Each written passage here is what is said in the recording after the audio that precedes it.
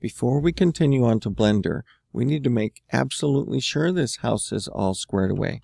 That includes making sure that the axis is coming up through the middle of the house, not from the corner. Now we're going to review the entity info for all the different parts.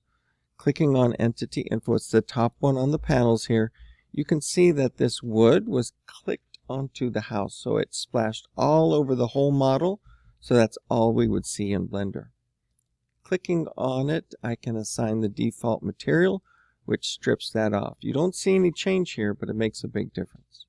I'm going to go into the group of the house and Control A to select all the faces that I can and flip it inside out.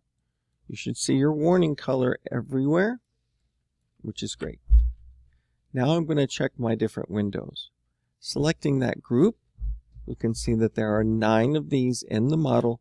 Each of these needs to be checked very carefully and see no material on the outside of the group. This is where that shift and scroll wheel button really comes in handy. So you can just go around to every side, make sure that none of these have color. This would have been an entirely blue window. So let's take that off of there as well. Finally, if I double click on one of the windows, I can select all the faces, right click, and flip it inside out. They should all turn red because they're all components. Good to go. So this house is ready to export and take to Blender.